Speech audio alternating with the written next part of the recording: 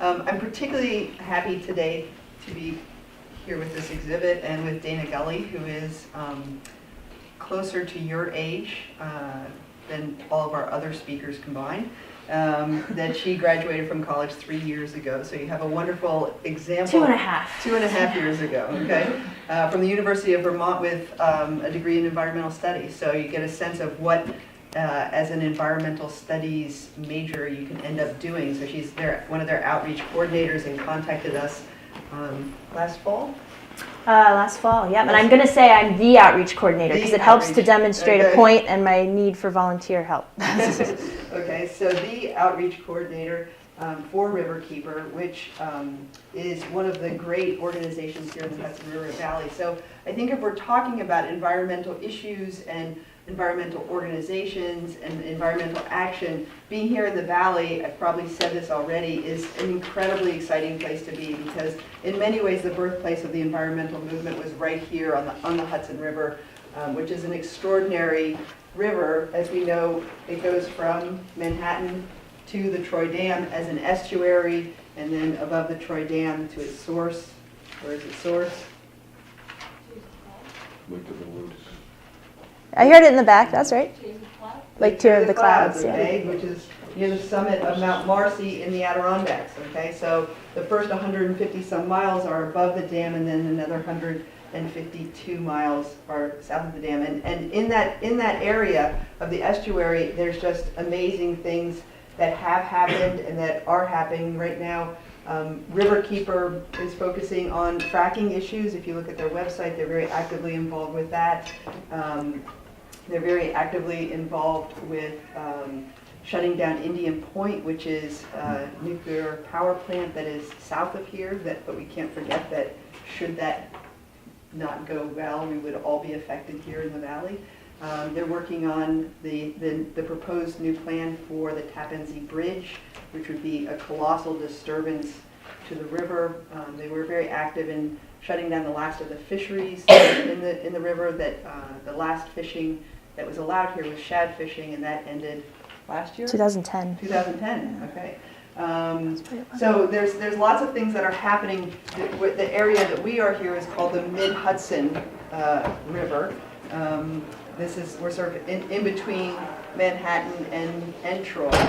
There's very particular issues here. We don't have a nuclear power plant. We almost did on Kruger Island, which is one of the reasons why that is now protected land, as the other option was for it to be a nuclear power plant, which is a little known fact. So Dana is going to tell us a little bit about this exhibit. She's going to tell us about Riverkeeper and the work that they do. People, I assume that you might clarify this, but people do start confusing Clearwater. Tom O'Dowd, who's now working with us, was at Clearwater. Clearwater and Riverkeeper are not the same organization, and they're not the same organization as Scenic Hudson. And each one of them does something very different. Scenic Hudson is much more involved with land, Clearwater with education, and Riverkeeper, I see them as sort of the big bullies on the river.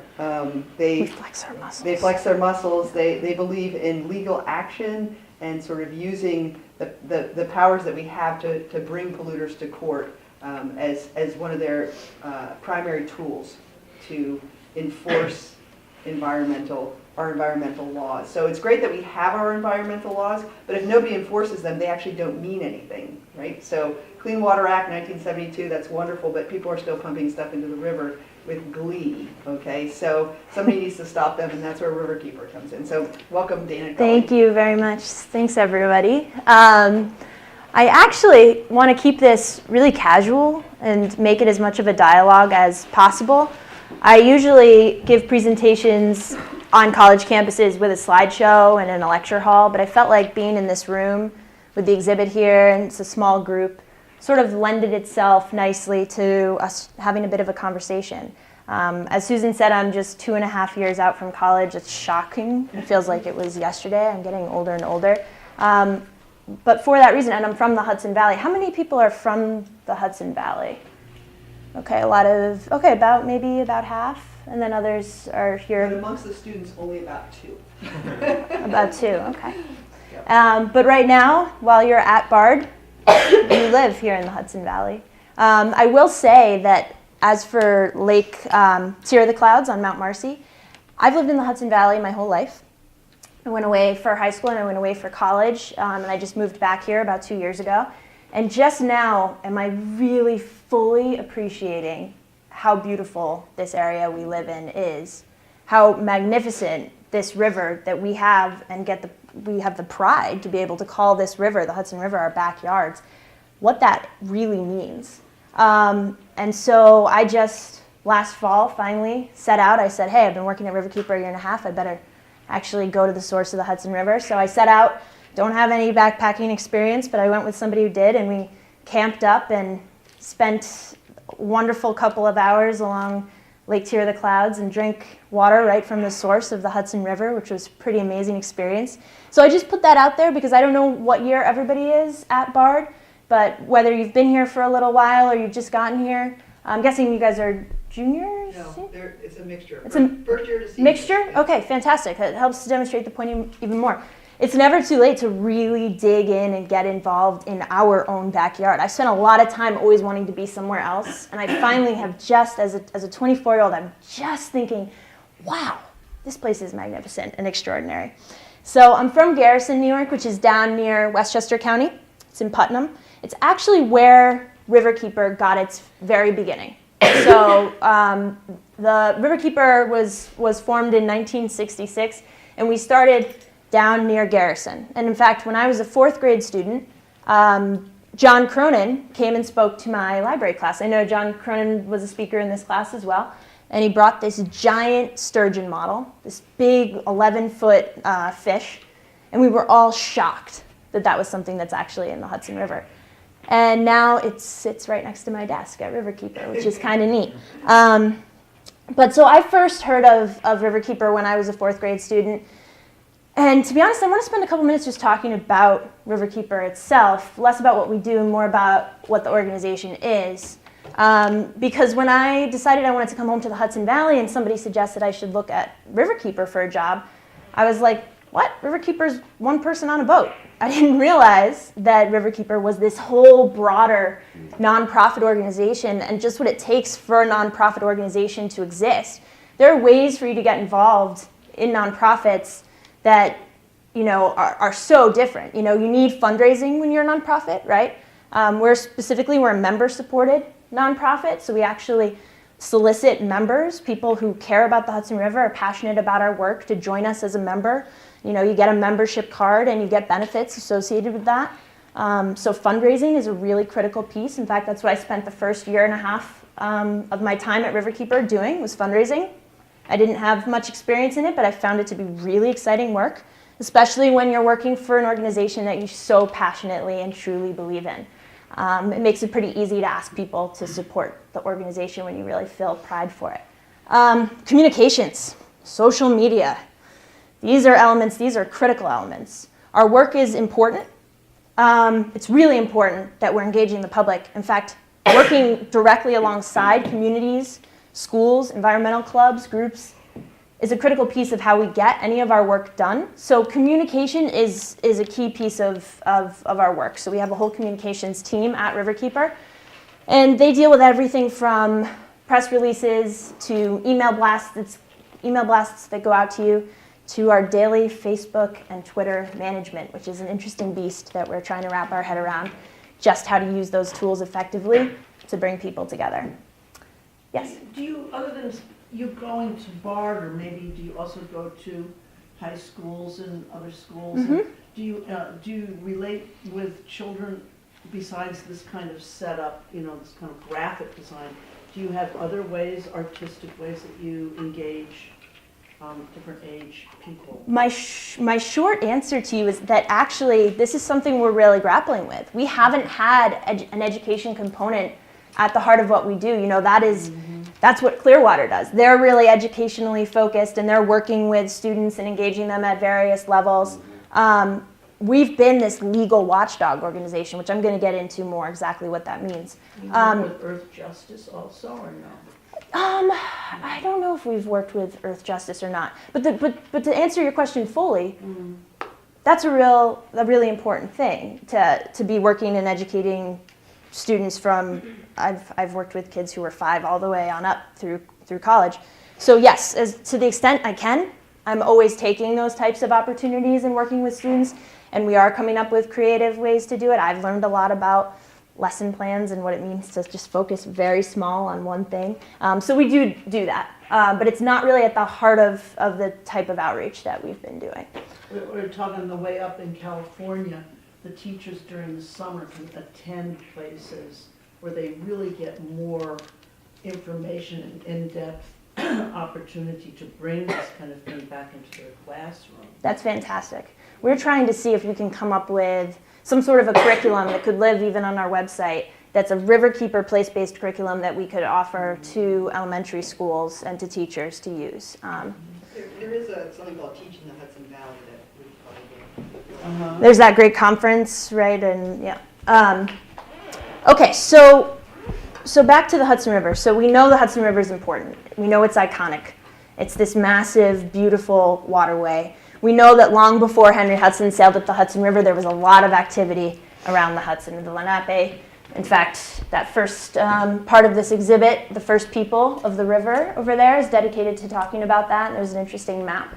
And we know that in the 18th, or the 19th century, I should say, the Hudson River played a really critical role in people changing their perception of nature and how they related to nature. We had the Hudson River School of Painters, right? And that was all focused around this area and the beauty of this area. So we have some really gorgeous artwork because of that we can look to. And we know that the river as an estuary plays a really critical role in supporting a tremendously diverse amount of species and creatures along the Hudson. And we know just how sensitive that can be. Yet in the 1960s, when our founder, Bob Boyle, he was a fisherman on the Hudson River, and when he looked to the river, he saw a depleted water body. He saw something that was dead and dying, that smelled, where fish were just washing up dead everywhere. He literally tells a story that you could tell on any given day what color General Motors was painting their cars by looking at the river. Is the river blue today? Is the river green today? And that had a direct relationship with the pollution coming out of General Motors, right? So he and a group of fishermen got together. You got to consider, this is the 1960s, so this is before the modern environmental laws that we think of today, right? What are some of those modern environmental laws that we have on the books that came in the 70s? Any ideas? Clean air. Clean Air Act? Clean water. Clean Water Act? A big one that we use almost every day at Riverkeeper, NEPA, National Environmental Policy Act of 1970, right?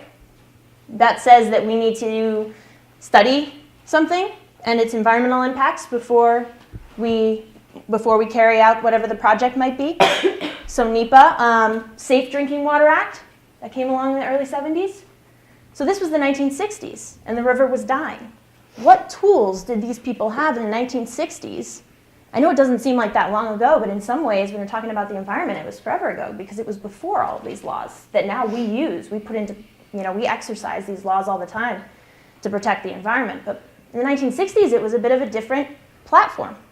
So Bob Boyle, this group of fishermen, they saw this dying river around them. And for commercial fishermen on the river, the fact that the river was dying was also a hugely economic issue, right? A socioeconomic issue.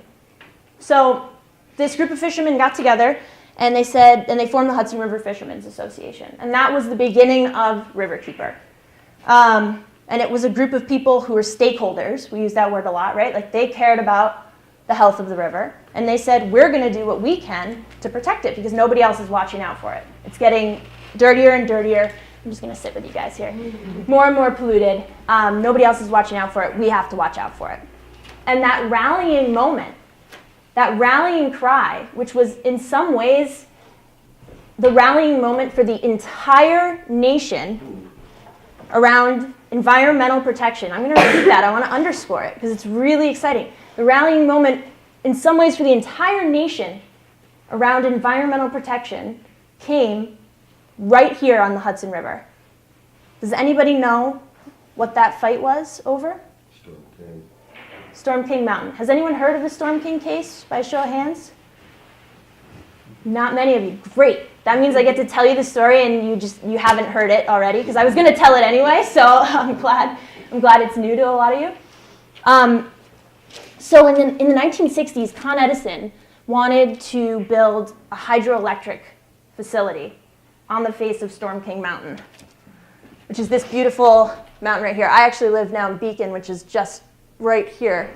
And I look at that, I take the train to work every day, and I look at Storm King every day on my way home or on my way to work. And so Con Ed wanted to build this hydroelectric facility right on the face of the mountain, right? And they wanted to use the waters of the Hudson right there to draw, and it was going to be a pump storage facility, which basically means that you generate the electricity during off-peak, and then you hold it up there, and then you release all the water during peak hours, and it's a good source of electricity. And the Hudson River Fishermen's Association, alongside some other organizations, Clearwater, Scenic Hudson, these other groups that were starting to form around protecting the river, said, well, you just can't do that. And at first those arguments were really about aesthetics. You know, the argument was just, look at this beautiful mountain in this beautiful valley. How could you possibly, from a very emotional place, how could you possibly want to undo that, right? This gorgeous mountain. What would it look like once you built some sort of hydroelectric facility on it? And then once, of course, you build a hydroelectric facility on the face of that mountain, what kind of development is that going to draw, to the area right around it? And how different might this look if that had gone forward? But that wasn't enough. They fought it, and it got overturned. The decision was held by the Federal Power Commission. That wasn't enough to stop this project from going forward.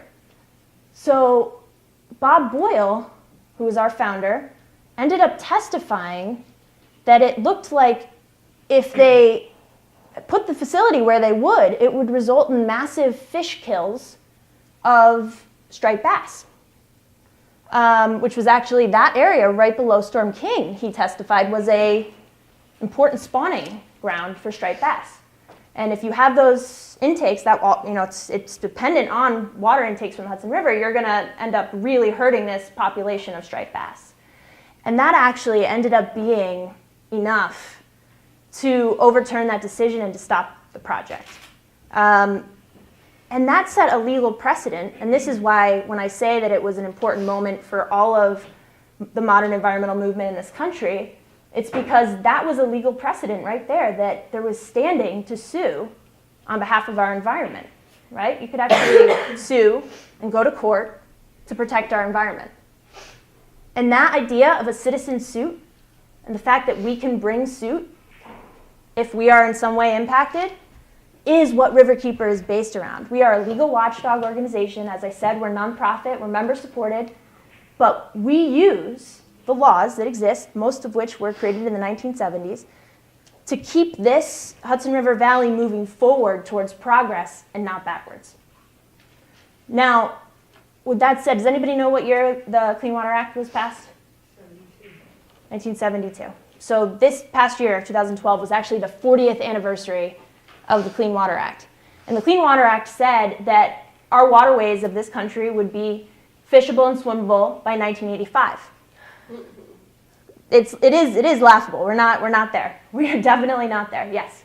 So how did the Halliburton loophole happen? In 2005, how did it happen? I mean, did you guys not notice it was happening? Woo! The Halliburton loophole, I can't actually speak to how that happened. I was a 17-year-old who definitely didn't notice it was happening. Not you personally. No, I got you. But I will say that Waterkeeper Alliance, which is our umbrella organization, does work to fight a lot of these national policy issues in order for us to do our work best. And this is a really big challenge, is that we work pretty locally and regionally and throughout New York State. We just don't have the resources to work on national policy issues for the most part. So but you didn't wave a flag or something? We might have, I don't know. I just don't have the institutional history. But we can talk about the Halliburton loophole in a minute when we talk about fracking. So that's skipping ahead a bit. But where was I? What was I saying? I don't remember. Anybody? Clean Water Act, fishable, swimmable. 1972. 1985, right? 1985. And it's 40-year anniversary of the Clean Water Act, right? And we've made a tremendous amount of progress. We know our nation's waterways are not fishable, swimmable. But here's the question I have for all of you. Clean Water Act passed in 1972. We know we should only be making progress. We know more and more about what toxins do to our environment every day. So where does fracking fit in? Right? Where does fracking fit in? How has this discussion about fracking gotten to the point that it has in our state? And in other places, how has it gone all the way through and forward?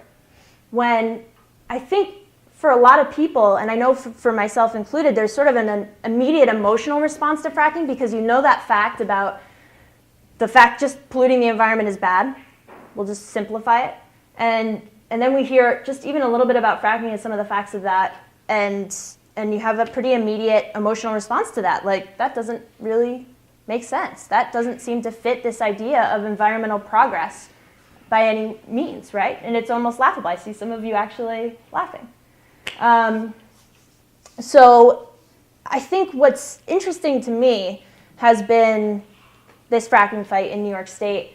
You know, what we saw in the 60s was a tremendous uprising of grassroots power and mobilization. People really were mobilized. And that led to what? Our first Earth Day celebration in 1970 and the slew of modern environmental laws that followed that. And I think in New York State, when we're talking about fracking and we know that over 200,000 public comments have been submitted about fracking, which is just busts the record wide open. I think that we can really create some bit of a relationship between what happened in the 60s and the positive benefits of grassroots mobilization then and where we stand right now. And Riverkeeper is not at its heart a grassroots organization the way some of these bigger organizations are. They have the ability to really rally tremendous numbers of people. A lot of these national organizations, Sierra Club, NRDC. Riverkeeper doesn't have that same power. But we've really worked hard on fracking to work really closely and engage with organizations that do, because we knew that to fight fracking, it was going to take a tremendous amount of grassroots work. And then also the work that we do well, right, where we flex our muscles, which is actually looking at the law and looking at the ways that fracking has been moving forward in the process of that and trying to figure out what's been wrong about it. So we are, preparing to a lawsuit in case we have to move forward and bring this to court, depending on where things come out. So that's our role, is that we will sue. We've said it publicly, we will sue. We don't always just want to sue. The idea is, of course, engaging and working and trying to keep a bad outcome from happening. But the grassroots in New York State around fracking has been tremendously inspiring. Has anybody in this room gotten involved or volunteered or been interested in volunteering with organizations about fracking? Perfect. There's a lot of room for you to start getting involved on fracking, because I think it's something that all of us should focus on. I see a ban fracking now on your water bottle. That's getting involved. That type of activism is important in and of itself. So don't underestimate your fracking bumper sticker, because I think that's good. Yes. I just wanted to quickly tell you, I live in Hawaii. I live in the Puna district, which is now open to a kind of fracking, which is geothermal development. And it is, if it takes its full force, all of us will lose our lifestyle, our health, and our property values, because it's being placed within residential areas in such a way that it's going to have enormous impact. And I think what younger people don't understand, when you reach into your 50s, 60s, and 70s, and most of your resources are tied up in a home that you bought, or some land that you got, or orchards that you're tending, or whatever. It's a lot different than just saying, oh, fracking. And that you're facing 20 or 30 international companies who want in on the resource. And there's no state or federal oversight. Absolutely. So here in New York, everyone is anxiously awaiting the Commissioner of Health's report to be released. We don't even have that. We have not been able to push. But what we are pushing is video conferencing. And New York has no video conferencing. And I really, really hope that all of you would begin to look at that and What do you understand. mean video conferencing? Sorry. Directly into your legislature, whether it's county, state, and hopefully someday federal. Mm-hmm. Look me straight in the eye. I want to see you and I want you to see me. In our county level, we do have this in Hawaii for some reason, because the islands are spread out, Mm-hmm. and because it's not easy to drive halfway across the big island to the state capital. We do have video conferencing stations. Of course, universities already, in many cases, have this. Mm-hmm. And there are other sites. But connecting those dots and bringing them together at like a bunch of hornets directly towards the target, I think is very important, and I just want to make that comment. Absolutely, thank you. And I will say that, whenever I talk about fracking, something I always talk about is the fact that this is an environmental justice issue. This is, in a lot of ways, an upstate, downstate issue. This is being framed in a whole host of ways. At the heart of it, that this comment just came through with the fact that there isn't anybody helping these towns to figure out what they're going to do about fracking, right? I mean, here are these communities who are getting a tremendous amount of pressure, a lot of money coming in into the community, and no one there helping to negotiate the fact that it's dividing communities who have an emotional yes-no. It's dividing communities that have, and we can all understand this, especially in an extremely hard economic time, and especially in some of the poorest counties in our state. Knock on the door, check for however much money, we'd all be hard-pressed to tell our mom or our grandfather or whomever to say no to that, right? I mean, this is a really, really tough issue. And it takes getting into a lot of the nuts and bolts about fracking to feel like maybe there's a way to talk about this issue while also addressing all of those components. One of the important things we should talk about when we talk about fracking is the socioeconomic impact. The fact that the gas industry doesn't internalize any of the infrastructure costs associated with fracking, right? So somebody in the town, signs a lease and wants leases their land for fracking, and all those truck trips associated with just fracking that one well. Well, those are all, the whole tax base has to pay for the infrastructure damage, to these little town roads or local roads. Understand, that gas knows no borders. The gas migrates. The geothermal resource migrates. Mm-hmm. It doesn't stay, but for some person to get money to lease their land, the resource does not know those boundaries. Of course. And we also know that our waterways don't know any of our political boundaries that we have in place, right? So that's a really important point when we're talking about any water issues, is the relationship between natural and how these things are often regulated or not, which is also the case. Yes? And although there like aren't really like borders, like we're saying, like how there's like fracking is sort of a widespread issue where if there's fracking over here in the state, there are going to be impacts over here in a totally different county. Mm-hmm. So in that sense, it sort of necessitates like a coalitionary politics around it. But you framed it earlier as an environmental justice movement. I think it's important to sort of look at it in that way, where sometimes the way that the fracking movement is framed, you have these professional environmentalists from here or from Albany telling poorer people in western or more downstate New York that they can't accept this money that's being offered to them.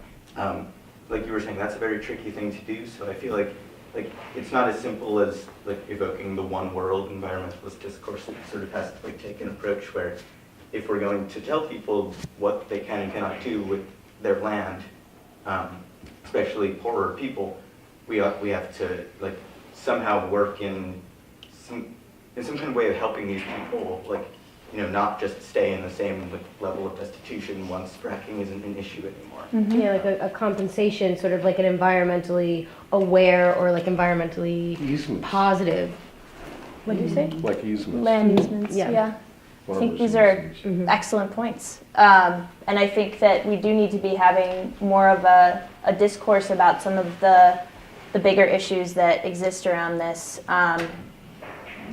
especially, and this speaks a point to that, which is that anybody who's signing a lease, you want them to end up, anybody who's in a hard economic time, you want them to end up on top. And is this going to actually put them on top or further down, right? Are there going to be issues where they can't sell their land or their property? And are they actually worse off because of that? Are there health issues where their families are going to get sick and they might not have health insurance, or they have really expensive health insurance, and what's that going to do? These are all question marks. And I think the fact that these are question marks in and of itself speaks to why we shouldn't be moving forward yet. No matter where anyone falls on fracking, after we actually take a hard look at it and study it and understand it, we know that we haven't done that yet. We haven't studied it. We don't know the socioeconomic impacts. We don't know the potential health impacts. We don't know all the environmental impacts. We've seen some things happening elsewhere. We've seen asthma rates go up. We've seen a lot of things, but there's question marks. So at the bare minimum, we should be slowing down and actually taking a hard look at these things, studying it, not letting fracking that's happened elsewhere be in vain, right? It's happened in dozens of states around the country, so not letting that... states will have fracking or try to have fracking. Right, not letting that be in vain and some of the negative consequences that it's had elsewhere. And I will say that the way that Riverkeeper intends to fight fracking is in a way, hopefully, that could set some sort of precedent, right? When we're using our legal system, that's one of the benefits, is that we can be having a local impact that is magnified and can be used elsewhere throughout the country. But just the idea of having this as more of a discourse and putting people who say, don't, ban fracking now alongside somebody who's already signed a lease and is waiting for that, gas operation to start so that they can start making money. I think we need to have more of a discourse there, more of a conversation. That would be really interesting to see that facilitated at some point.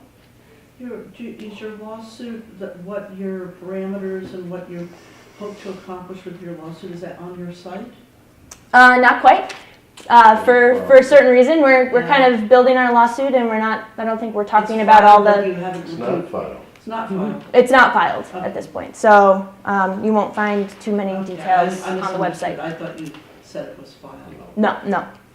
So that sort of first half, I think the overarching theme there is that we have a lot to learn from the history of the environmental movement and looking to our own local history right here, especially if we're getting frustrated and how we solve problems moving forward, especially when we're trying to figure out what can I do? What can I do? Because we're seeing that the grassroots is playing a tremendous and really important role that I think we should all be involved in. If you care about this, then there's ways to get involved. And at Riverkeeper, at Clearwater, at Scenic Hudson, Susan said it perfectly when she said we all have different roles to play. We're all sitting at the same table. We're working to collaborate. We play different roles, but it's like a three-pronged approach to protecting the Hudson River Valley. So I do think it's important to get involved with any of our organizations, whatever you're most passionate about, check it out. There's always ways to take online actions, sign petitions. We send out action alerts. That's the big piece of what I'm really working on now, is working with communities to rally around specific local community issues that you care about, get organized, and make change right here. So if you at BART have an issue you really care about, my cards are up there. I'm happy to talk. We are doing the Riverkeeper sweep. Has Susan told you guys about this yet? Oh no, I get to intro it here for you. So this will be our second annual big volunteer service day. The idea is get out and remove trash from the shores, or in some cases from the water, around the Hudson River and tributaries. So it'll be happening on May 11th this year, which is a Saturday. It's probably right around the heart of your finals time. And that wasn't for no reason. Last year, it was June 2nd. And I was like, we got to move it up. We got to get colleges to participate. We got to move it up. So we moved it up to May 11th. And the thinking there is that, you're studying, you're up until 3 a.m. You need to get out, spend 3 hours doing something, getting some fresh air. It's a beautiful time, perfect time to go volunteer and be a part of a sweep project. Your lovely, wonderful professor, Susan, is leading one of these sweep projects, well, kind of two of these sweep projects. In this area. So if you want to get involved, volunteer, make an impact, you don't have to do much more than talk to Susan, which is great. So the cleanup for students will be in the South Tivoli Bay, and you'll go out by canoe. So if you go to the EUS website. Sounds awful, right? The first picture is of the cleanup that we did last year, which we did long before the June 2nd time that we called ourselves part of this week. And it's incredibly satisfying and a lot of fun. So that'll be organized by the Canoe Club and other people, so I'll talk about it more when we get closer to the date. But put it in your calendar because it is a lot of fun to get out there. Excellent. And you pull out big things like tires and huge blue barrels and hunks of styrofoam. It's great. Telephone poles. We have one sweep leader from last year who was like particularly competitive. And he was like, so can we add a competition layer into this? Like whoever gets the most weight of trash wins. And we were like, we could. We didn't do it. So maybe this is the year we can do it. Especially in the wake of Sandy. I mean, there's a lot of our shores got really trashed. Our boat captain called Superstorm Sandy the Exxon Valdez of non-point source pollution. Which there's a lot of truth to that, I think. So I didn't talk a ton about our boat captain yet. His name is John Lipscomb, and this is part of what being a nonprofit means, and part of what being careful about what money we take to support us and not means. We literally, he is the Lorax. He speaks for the fish. We have to come up with a different name for him as the Lorax of the river. And he says it, I think, best, that we're at the table, we're speaking for the fish. You know, the idea is fish can't talk, so we're talking for them. Fish can't negotiate their own demise, so we're working to be their representation at the table at any given point. And John Lipscomb is, at some point, we got to try to get him up here because he's fantastic. And the way his work works as boat captain is that he's on patrol, let's see, May, well, potentially April, through the very beginning of November. And he patrols literally from New York City all the way up to the dam, basically, and back down on repeat. And what does that do? It means his eyes are always on the water, as he says, eyes on the water. So he can see when there's any sort of even minimal change to the banks or to the river. He knows how that river functions better than, he might know anything else.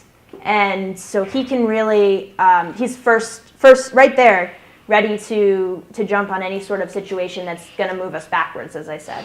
And that enforcement work is key. That's why our volunteers are key. And just all of you today who are getting to hear about Riverkeeper, what that means is that you can be a watchdog. His eyes are on the water. That plays a critical role. He can't be everywhere at once, which is why we depend on citizen watchdogs who oftentimes are sending us tips on some sort of pollution dumping or oil spill or sewage contamination when it's out of the norm. And I say that because sewage contamination in the river is kind of the norm in some ways, which I'm going to talk about in a minute. But anytime you see something that doesn't look like it should be there, and it's okay to be wrong, you can get in touch with us at Riverkeeper. We depend on watchdog reports, and we'll follow up on them, or we'll work with DEC, or which is New York State Department of Environmental Conservation, or whoever the local authority is, because we're very much partners with state agencies and county agencies, and we work together to address pollution issues in the river. So that gets me to second part of our talk, and it's a bit about perception. For people who did grow up in this area, I'm curious what you've heard, what you grew up thinking of, what your perception of the Hudson River was or is, and if it's changed at all. There was only 2 students, I think, and then yes. I grew up, didn't leave the Hudson Valley until I was 18 when I went and settled on the Potomac, which was in a lot better shape than the Hudson was. I always wondered, why don't we spend more time on the river? And somebody took me out there one day and I went overboard swimming and I was in a sewage flow. You came back green and glowing. Well, shitty. And that was the last time I hit the river. Yeah. This river. What year was that, if you don't mind me asking? 60, 61. No, Yeah, between 60 and 65, around there. And has your perception changed at all? I've been out fishing some, I haven't caught anything much, but, yeah, I still don't actually spend a lot of time on the river except on, down at the Beacon cage every couple of years for one of Pete's things. And, so, no, I'm afraid I don't. But I live on the Potomac now, and I canoe up and down that river from Paw Paw to Washington. The big issue out there, if anybody's from Virginia, Maryland, North Carolina, is they're going to start doing a lot of uranium mining in Virginia now. It's been pretty low key, but it turns out that Virginia's got amazing assets is the wrong word, I think, but especially after Fukushima. But it has a lot of uranium along some of the nicest rails and trails and roads in the state that are going to get dug up. To the extent that they do this, they're coming in real slow and trying to stay under the radar, but that's how they do it. That's a big issue. Thank you. Big issue down there. Yeah, I'm from Yonkers, so I'm across the Palisades. When I was a kid, the river was more something to look at since we thought it was pretty because of the Palisades. But the joke was that if you went into the Hudson River for a swim, you'd come out with a third limb. So I've heard that one. Yeah, so no one went in. I guess my perception has changed. I'll play in the Hudson River now. I'll play in the water, even though it's still really kind of gross and murky. Yeah, cool. I'm not so afraid of it anymore.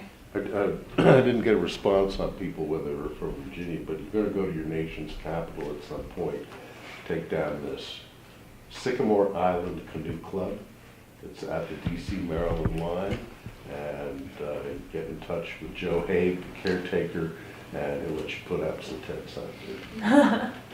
From there. 150-year-old German canoeing and pleasure club, 1922 clubhouse, and we've got plenty of canoes there. Anybody else from? Yeah, I'm from Stone Ridge, New York, and I think my perception has changed just as I've begun to learn more about the Hudson River, it being so iconic and important. But I think that I still don't really have a physical relationship with it. I don't really understand actually. I haven't been on the river too much, and I think that's where it lacks, I guess, relationship with it. Yeah. And by a show of hands, if I told you that you can swim in the river, that people do swim in the river, would you be ready to go jump in too? By show of hands? I've heard this rumor that you can only swim in the river twice a year. That's what people tell me. No, it's eating two fish a year. There's people kayaking on the river. I've been kayaking on the river. And yeah, what about second thing? For those that didn't want to swim, would you kayak and get out in that way? But can you swim in it? I know people who do it all the time. Oh, beautiful. I'm so glad you asked that question. That is so where I was headed. Right? When you have a river that smells, changing the public perception of how really contaminated and the ways that it was looking in the 60s and 70s and in some places still looks, who wants to take care of that river? When you don't have a relationship where your kid can go down, dip a fishing pole in, catch something, eat what they catch, form a physical relationship, as you said, with that river, who's going to care for it? So part of why the Riverkeeper sweep, which is just an example, is so important is that it's a touch point. It's getting people out to care for the river, to care for a river that in a lot of places they thought was going to make you grow a third limb. And who wants to care for something that would do that to you, right? So I think changing the perception of the Hudson River is really important. And part of how we change the perception is not just this emotional idea that I'm talking about, which I think is important, but really looking at the facts. So in 2006, we started a water quality testing study that is actually the most exciting part of, I think, the work that we do. And I get really excited talking about it. And it lends itself nicely to making all sorts of, we're talking about sewage here, so the idea that it was shitty, or that there's a shitstorm up in Albany, it lets us use these words a bit. And basically, in 2006, the most common question we were getting was exactly what you just said. Can you swim? How is the water? And people really didn't know. There wasn't a general awareness. on how water quality was. And no organization or agency was testing the entire main stem of the Hudson River for sewage contamination. And so in 2006, we began our study. So our boat captain, who I mentioned, is on patrol and heading all the way up that 155 miles of river. Now he stops in 75 test locations, and for 6 years, at least 6 sampling seasons, it might be 6 sampling seasons, has been taking water quality samples to test for enterococcus, which is a sewage indicating bacteria. And so we started that work in 2006, and in 2011, we released our first report that was called How's the Water? That was the name of the report. And we started to find some really, really interesting findings. We found that sewage contamination pretty much stays local to where it's coming out. And we found that in most places, sewage contamination in our waterways was really dependent on weather patterns, right? Who knows about this and can explain this? The concept of combined sewage overflows. You want to give it a shot? Well, I think that, especially in like urban areas, that when there's a big storm, the sewer system, because the runoff and the actual sewers that are coming out from like a person's home are connected in a way. And if there's a really big storm, they don't want to overflow the wastewater treatment plants with all this overflow water, so they'll just shoot it right out into the river with actual raw sewage. You got it. So in rain, it's pretty close to how it works. In rainstorms, in areas where there's combined sewage systems that are combined stormwater and wastewater, all that rainwater comes down, goes into the gutters on the side of the road. All that stormwater goes to the sewage treatment plant, overwhelms the plant, and the plant just starts releasing raw or partially treated sewage and wastewater into the river, into the Hudson River. And this is not, per se illegal practice. I don't really think this is something you can regulate with a law and just say that it's blatantly illegal. It's how our system is built right now. It's how our infrastructure is actually built in a lot of places. And what we found is that it hangs around for a while in our testing. We realized that, sewage gets pushed into the water because of maybe a 10-minute rainstorm that was really intense. And it could be around for as much as up to 48 hours. So definitely we know we don't want to get in the water if it's raining. But we also know that we probably want to stay out of the water about up to 48 hours after a rainstorm. Now these are issues, these are sort of, then there's other sites that were having really chronic issues that had to do with wastewater, their infrastructure, failing chronically. And our data showed that, right? It showed an area where all the way up the estuary on that side of the bank, it's like green, good water quality, good water quality, good water quality, failing 86% of the time, bright red. I wish I had my slides because it's a good image. And then green, green, green, good water quality, good water quality. And in fact, the area I'm talking about right now is a little community called Spark Hill in Rockland County. And basically this little sleepy town, their kids every summer were swimming in the Spark Hill Creek, which goes into the Hudson River. And they saw this data, this was a couple of years ago, because we've been putting our data out to the public right away. That's a really critical piece of building awareness, right? And they saw our data and they were like, holy moly, this is absolutely terrible. What's going on here? And it turned out there was infrastructure, a pump that's been broken for a long time. Year after year at budget hearings, who's there advocating for a broken pump? It's invisible infrastructure, right? You advocate for potholes or all this infrastructure that is an inconvenience to your life. And now they were able to stand up with this data and advocate for infrastructure. And the reason I think that's so exciting is that infrastructure is massive and terrifying. I get overwhelmed and panicky when we start talking about infrastructure degradation because it's everything. It's everywhere. But when you start talking about local solutions to local infrastructure problems, I start breathing a little easier because I feel like people really can advocate for change locally. And that pump is fixed and that water quality, or is getting fixed, and that water quality is going to be hopefully restored. If it continues, then we'll have to go on to what the other issues might be. But you can't solve a problem you don't understand, right? So the first step has just been to understand water quality in the Hudson. Key piece is to raise awareness about it and really empower people to understand water quality in their areas. Empower you to go to riverkeeper.org, check out our water quality because we make it as user-friendly, easy to read, accessible as possible. We blast it out as soon as it comes. If you sign up for our water quality e-blasts, you can get those. They're always written by our boat captain with a little bit of interesting anecdote about what the conditions were, what he thought might have been going on, if there was a chronic leak happening, or if it was some way related to stormwater. In addition to that, last thing I'll say on water quality is just that we use that data the same way Spark Hill Creek Alliance did. So they became partners with us. They started doing citizen science and actually sampling areas where the boat can't get to, where they can go on foot along Spark Hill so we could better understand and pinpoint sewage contamination on the Spark Hill. Tom is a citizen sampler with us, right, on the Walk Hill Roundup in Ulster County and Orange County.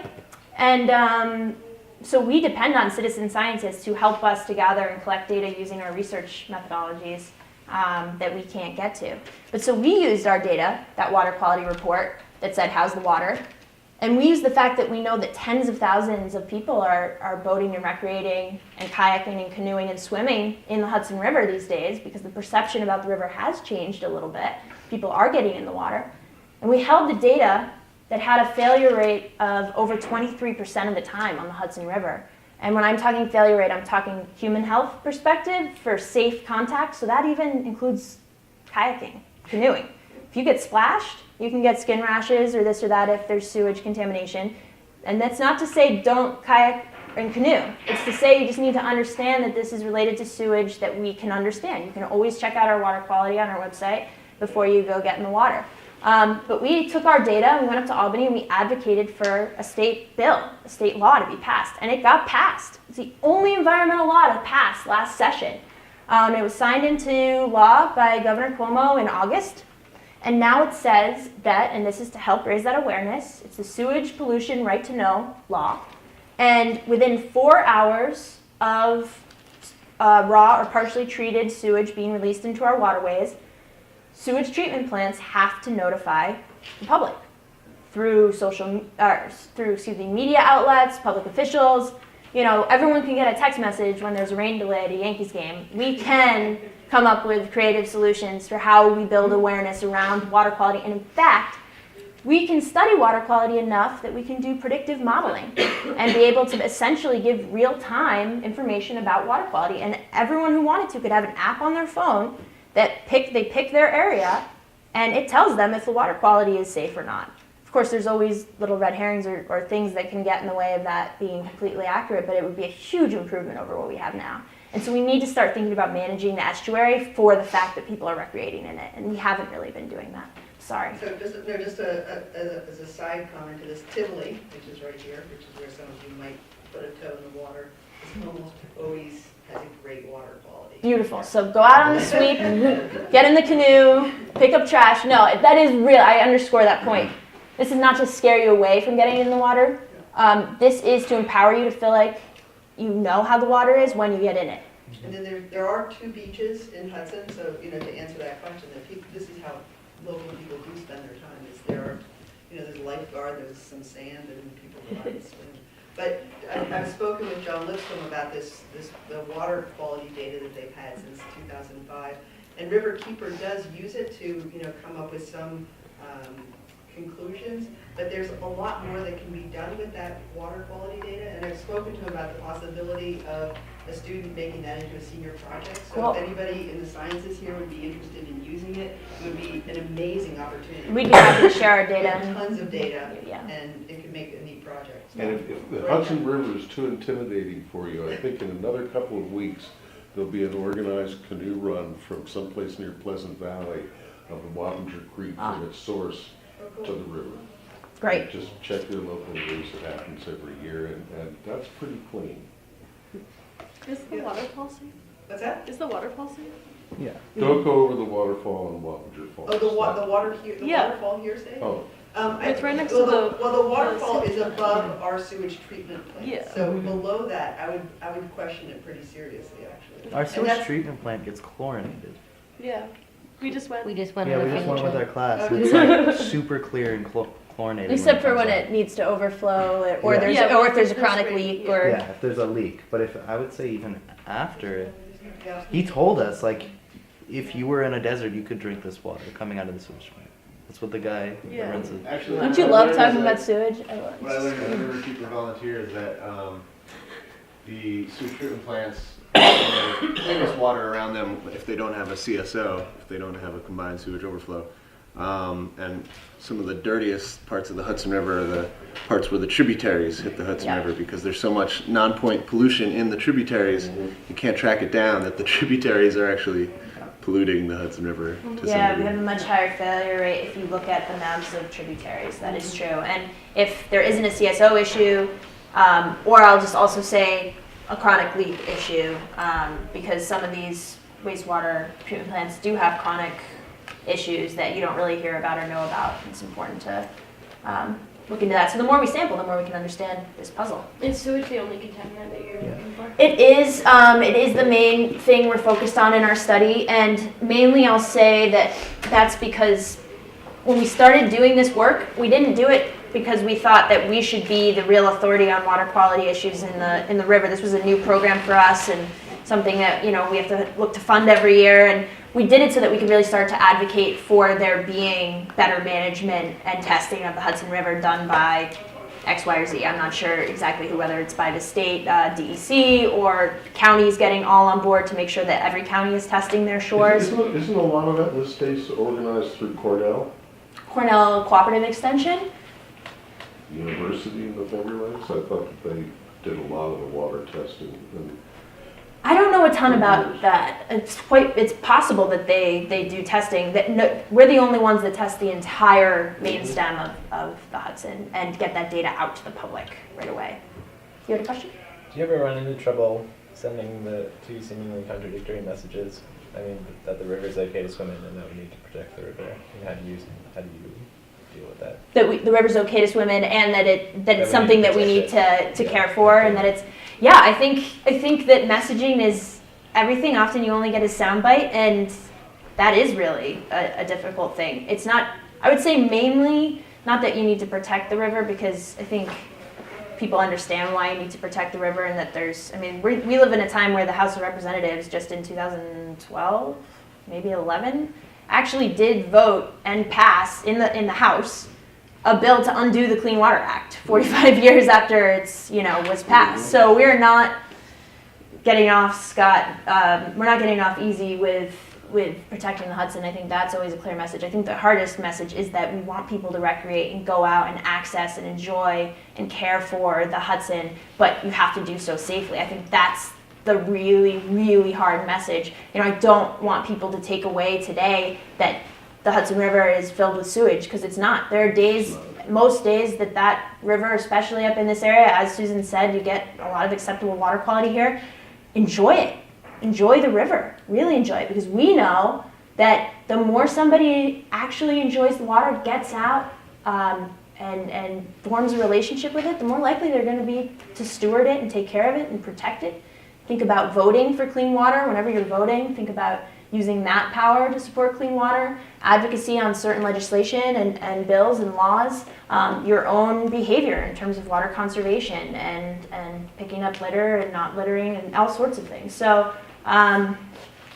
yeah, I think that's the overall message is that we are all pushing the envelope a bit right now by getting into the water, because we're pushing it so that we're encouraging there to be standards that are really there to protect the Hudson River more stringently than they currently exist.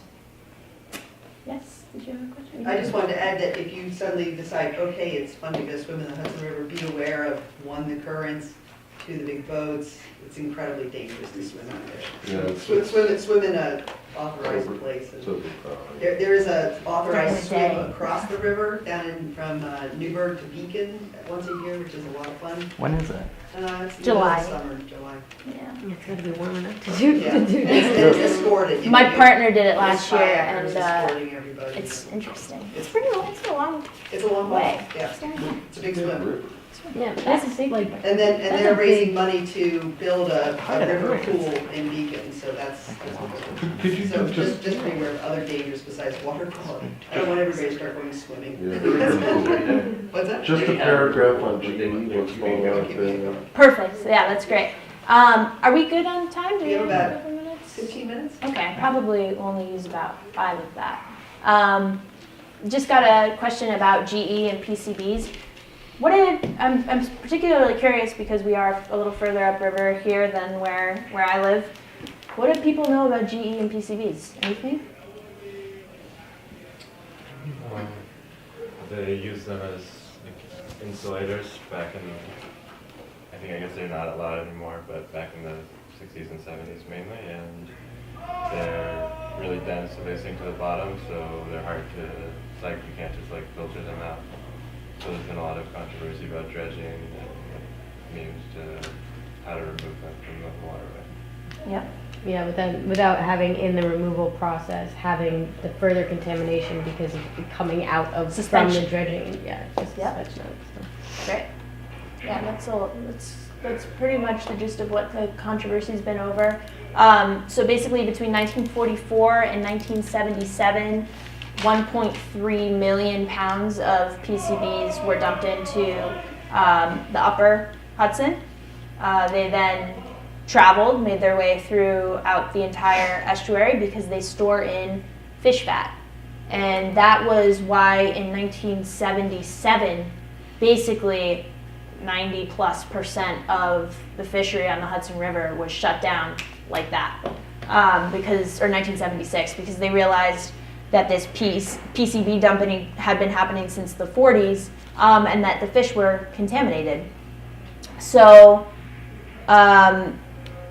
in the 1970s, I wrote down, I scratched a little note here, the fishery on the Hudson River in the 1970s was a $40 million annual industry, which I think is really fascinating. Especially today, we talk about eat local and like place-based food. Imagine if we had a thriving, fish species in the river and could actually support a sustainable fishery on the Hudson River. Talk about eating local. That would be incredible. But that got shut down in the 1970s in one fell swoop, basically, because of PCB contamination. Again, Riverkeeper doing what we do. We went to court against GE in partnership with a number of organizations, and we fought GE about cleaning up PCBs. It was an incredibly contentious issue over dredging versus capping and what was going to be the right method to clean up PCBs best. And we ended up it got decided to go with a solution that was some dredging and some capping. It's been, the first phase started, I believe, in 2009, possibly 2010. Tom, does that, or Susan? 2009. 2009, the first phase of dredging began. And actually, Tom, did you go to the PCB forum? Or did you, Susan? Or anybody in the room? There was recently a PCB forum for Mid-Hudson communities. It was held in Poughkeepsie because it's an issue we really need to keep looking at. The original scope of the cleanup project, we're realizing, didn't fully account for all the acreage of PCB contamination, and so now we're up against an issue where there is a tremendously large area that wasn't included in the scope of the cleanup that has PCB contamination, and so we're working with GE to make sure that gets cleaned up as well, because if it doesn't, it could have real potential to undermine the rest of the cleanup. For me, the biggest thing when I think about PCB contamination in the river is just thinking about the fact that it shut down a fishery in one fell swoop. And I don't know how long that lasts. I don't know exactly what the projections are in terms of how long PCBs after we clean up are likely to be in our fish. But that's huge. That's what led us to this idea that you couldn't eat what you caught. And this idea of a relationship is really hard to have when you've got all contaminated fish. So I'm not sure I have too much more to say about that, except for that keep your ears open about it, because I think it's going to be sort of resurfacing and trying to get it into the public's eye a little bit about what might be going on with this additional cleanup area. Yes. So I just have like a joint question, I guess. So when it was contaminated from all the PCBs being put into the water, was it the fish that, like, was it when the PCBs were in the, like, still in the stream of water, like still in the flow before they actually sunk to the bottom, that they were affecting the fish? Or when they're still on the bottom, are there still effects that are happening on the fish when it's just resting and like, you know, There's still kind of- effects happening to Okay. fish, I believe, when Well, and PCBs it's have also, settled. you gotta think about the chain, that it's, Yeah. it's not necessarily that the fish Yeah, are yeah, ingesting the exactly. PCBs, Bioaccumulation and but, yeah, They're exactly. eating, so the food Exactly. chain involved. So And the then, higher you go up on the food chain, the more concentrated the PCBs are. And I will say, for anybody who's confused about why we're talking about swimming in the river and PCB contamination, it's the issue. You can swim in the river where there are PCBs. It has to do with ingesting the fish where the PCBs have stored in high concentrations in fish fat. Just to clarify that. and just if we are able to clean up enough of the PCBs, I know you were saying you're not sure what, you know, what the time life, frame what looks the like, life yeah. like is of the PCBs in the water, but is there potential for kind of restarting fisheries along the Hudson? I think that there is. I haven't heard anything to the contrary, and I think that's definitely the goal. It's just such a long-term goal right now that it's not something we've talked about a ton, but I think it's kind of exciting to talk about because having a local fishery, yeah. So yeah, I think that is the goal. Yes. I have a question of like what the fish populations are like in the Hudson.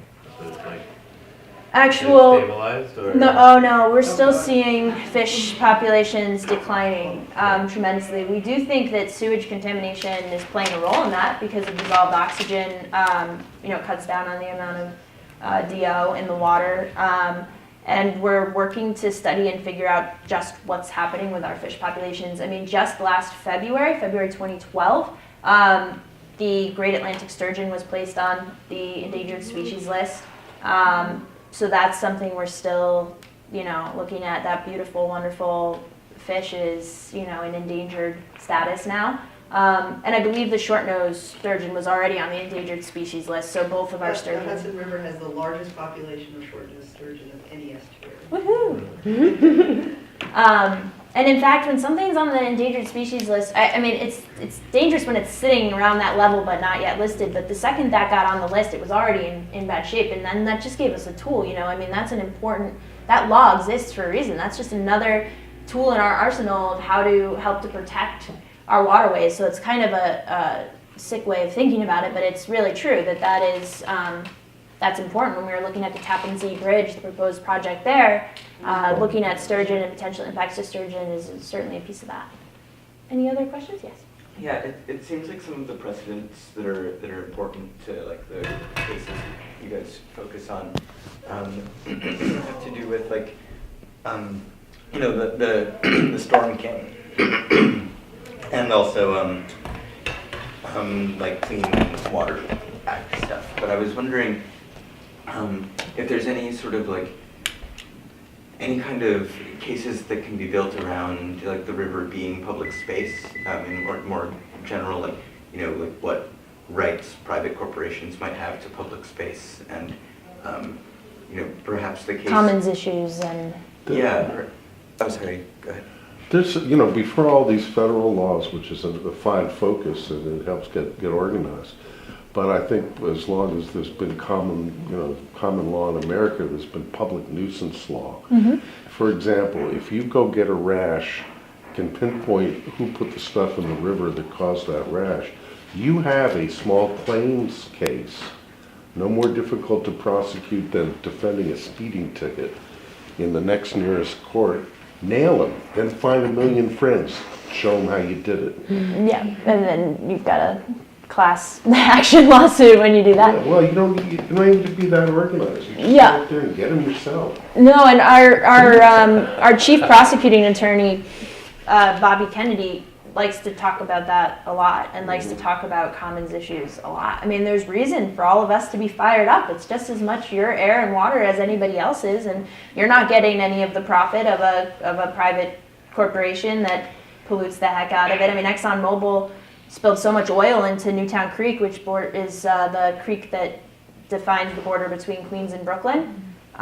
They were done, there was an oil spill happening there for decades-long oil spill on Newtown Creek, and literally we had just never turned the corner onto Newtown Creek. We patrolled up the East River, and in 2000, I think it was 2001 or 2002. This is a great story. Our boat captain John Lipscomb, he just turned the corner onto Newtown Creek. We're always, we only have so much finite resources with the boat and this or that, and we've been on this one route and he turns the corner onto Newtown Creek, and what he saw was like, literally, he went, enforcement case, enforcement case, enforcement case, enforcement case. We literally had like a dozen enforcement cases within the first couple of years that we cleaned up action on the creek, but he took a sample, and he went like this, and what came out was just purely oil looking.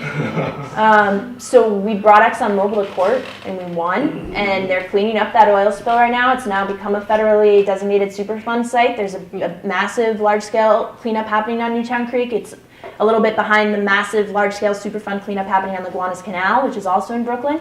And ExxonMobil had to establish a $19.5 million fund for communities in Greenpoint, Brooklyn that had oil contamination under their properties and had been dealing with this oil spill.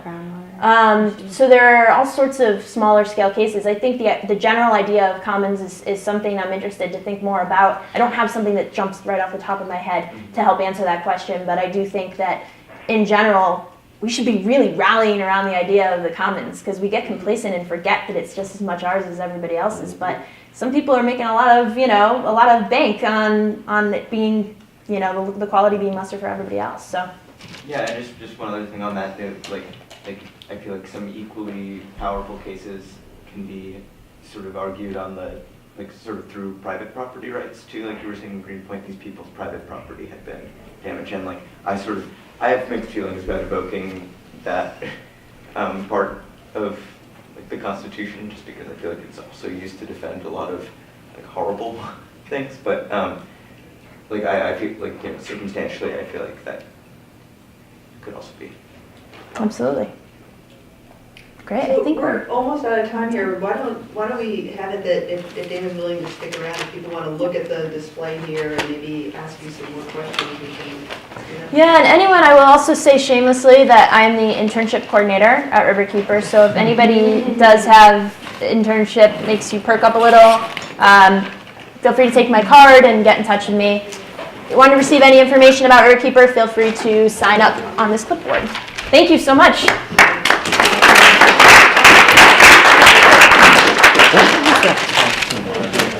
Talking about, so that kind of seemed to be, that was a pretty big reaction. I think people were just like, this on and with what was. And what they did there was, we had a blowout in 1931, and they stepped back. So look at that. Check it out when you go And home. they started playing surreptitiously. Yeah. You really want to hear it. We came back and said it on the left. I'd be like, no, don't teach me. Yeah, it's really, really long term. Okay. Which It's is really too long bad, term. but So also even when that even this year. Talking about, so I that got kind a of seemed to couple be, that was a pretty big Father reaction. treat I you. think people were just like, this on and One with of what the people was. And what they did there was, we had a blowout in 1931, and they stepped back. So look at that. Check it out when you go And home. they started Yeah. playing surreptitiously. Yeah. You really want to hear it. We came came back back and and said it on the left. Yeah. I'd be like, no, don't teach me.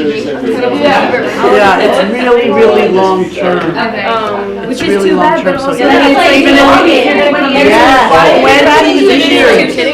Talking about, so I that got a kind of seemed to be, couple. that was a pretty big Father reaction. treat I you. think people were just like, this on and One with of what the people.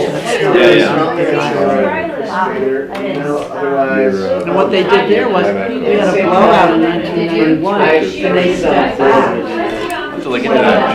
Check it out when you go And home. they started Yeah. playing surreptitiously. Yeah. You really want to hear it. We came back and said it on the left. I'd be like, no, don't teach me. Yeah, it's really, really long term. Okay. Which It's is really too long bad, term. but So also- even when that even this year. Talking about, so I that got kind a of seemed to be, couple. that was a pretty big Father reaction. treat I you. think people were just like, this on and One with of what the was. And what they did there was, we had a blowout in 1931, and they stepped back. So look at that. Check it out when you go And home. they started Yeah. playing surreptitiously. Yeah. You really want to hear it. We came back and said it on the left. I'd be like, no, don't teach me. Yeah, it's really, really long term. Okay. it's Which is really too bad, long-term. but So also yeah, that's it's like even long in the game. when Yeah. when that is Are you this year. kidding